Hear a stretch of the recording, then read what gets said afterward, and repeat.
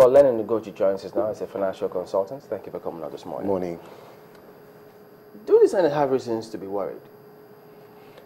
Well, I think they do. One, by basis of their function. I mean, they are meant to provide some kind of oversight over the happenings in the country, and one of the most important things, of course, would be the currency, the economic management, and the CBN is more or less the treasurer of the nation. So whatever he does, or the CBN does, I think it has a ripple effect on the population. And for that reason, I think the Senate and the House of Assembly has. You know, today one of the headlines, they said that the CBN, they were quoted to have said that policy is beginning to work now. That's the domiciliary policy? Yeah, the forex demand policy is beginning to work. And so for those who may be worried, that's just clearly telling them, look, you have no cause to be worried. But they will be expected to say that, wouldn't they? Of course, clearly they would be expected to say that. They can't come back with the policy and then now rubbish it. But I think to look at it dispassionately, really, I think there are so many issues, really, some moral, some business, and some economic in addressing what the CBN has done. Well, personally, I feel that the CBN is just trying to, if I may put out fires, really, because the Naira is under attack. That's what it is. And he has to do something. The truth of the matter is that what he's doing now has to come under, ordinarily, if we want to really address the problem, it has to be a coordinated approach. He's only really in control of monetary policy tools, and the fiscal side is clearly not on steam right now, because even the federal government itself has not constituted its own team, which has to do with spending and taxes and all that, which would, of course, complement whatever he does. So I believe he has to do whatever is within his ambit right now to try to put out these fires, because if the currency remains under attack, more and more things would happen in terms of pricing of goods and services, speculation, and I think that is what this measure is. So does this that mean that if the fiscal policies are not forthcoming at the moment, does it mean that whatever monetary policy they take, the policies will just be as they are and not exactly achieve that long-term objective? Clearly, they cannot achieve a long-term objective. They can only achieve a short-term measure to prevent, if I may put it, Armageddon from happening to the currency. And I think that's the right thing to do. So we're not saying that it's because the policy may not be able to be sustainable, but you have to do something, and I think that's what he's doing. Do you see a change or a reversal of some of the monetary policies by the time the fiscal side comes in?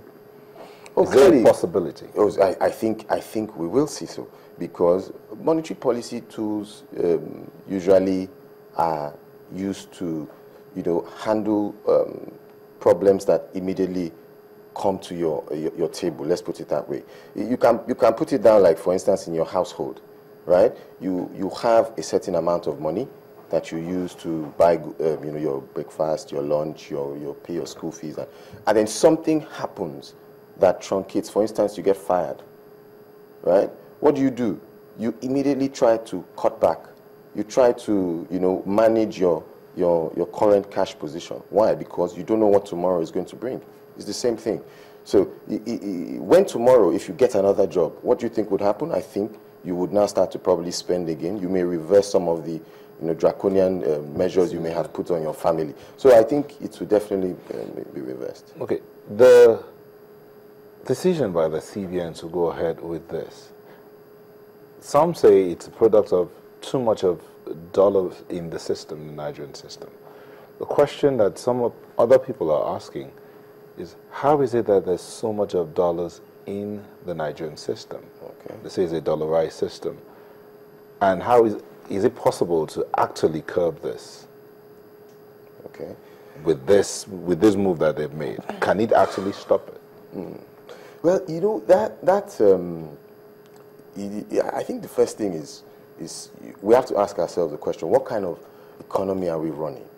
Are we running a free market economy? are we running, you know, some kind of socialist style economy? I think the Nigerian economy is largely capitalist based. And for that, you have to allow for some kind of freedom of entry, exit. Even in terms of currencies, you have to put some kind of, just put some regulation around it, that's all. So in terms of the money, the dollars that we see in the system, well, I cannot say this is where it's from, but what I can say is that we do have to reduce the impact of the dollar on our everyday life. If not, we are handing over our sovereignty. And it is clear that we have to attack it, but the issue is, how do we attack it? Personally, banning you know, dollar deposits, cash deposits, I think is wrong, because we're a capitalist economy. And how it sounds odd that a deposit money bank who advertises itself as receiving deposits will now say, I will not receive deposits. What I think they should do, they should incentivize or disincentivize it. Are we So the you only put some capitalist kind economy? largely I think we are. We are the only capitalist economy. No, we're not the only capitalist economy. Okay, how many other capitalist economies do you see where you're allowed to deposit the foreign currency in your account? In the United States, you can deposit the currency in your account. So I can take my naira to the US and deposit it in my account? Yeah, but the naira is not a convertible currency.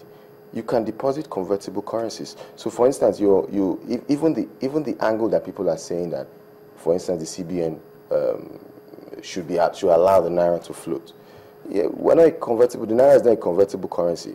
It may be suicidal to do that. So that's why you have to intervene at times. But for a convertible currency, which is very easily interchangeable across the counter, why not? And in the United States, you can do that. You can take a convertible currency if you want.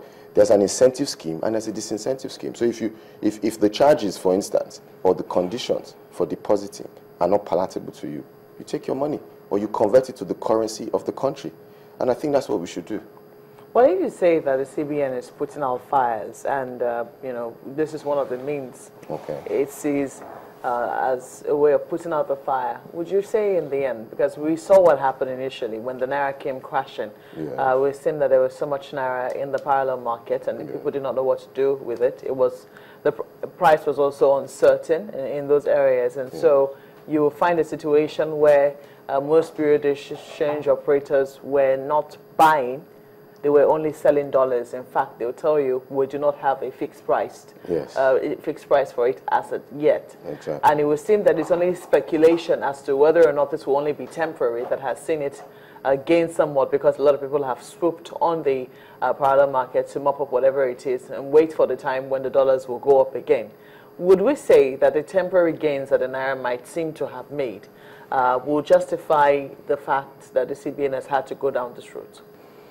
Well, for me, I think that's supporting what I'm saying in terms of having a more sustainable approach to solving the problem. Because I don't think it's going to have, because you can see what happened. What we're seeing now is violent movements up and down, you understand, in terms of the currency. So, for instance, 3 days ago, I mean, it crashed to 205 or thereabout. The next day, rebounded to 230 something. So, those kind of violent movements are not normal. You understand? But those are violent movements that the CBN has absolutely no control over, because remember, they don't control the parallel market. Yeah, but they seem to be trying to, because, for instance, for me, I see this policy as targeted at the parallel market, trying to crowd out the parallel market. You're trying to make dollar cash totally unattractive. And what does the parallel market deal in? Dollar cash. So what I see is a concerted effort by the CBN to try to exterminate that part of the market.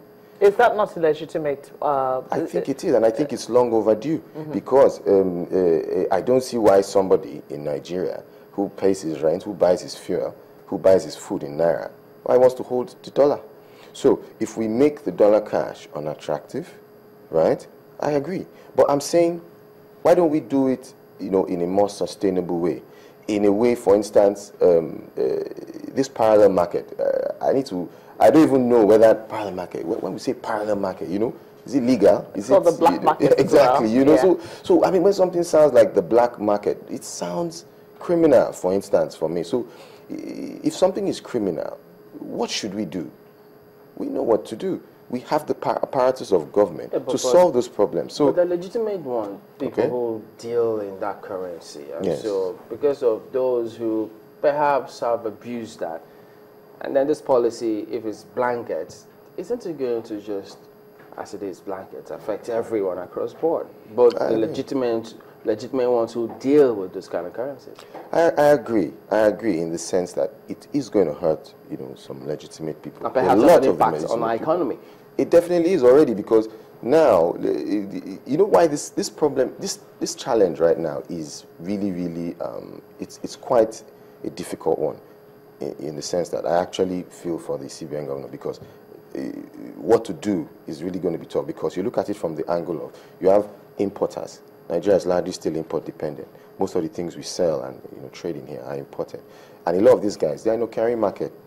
They're not the big guys, really. Maybe they need $5,000, $10,000, right?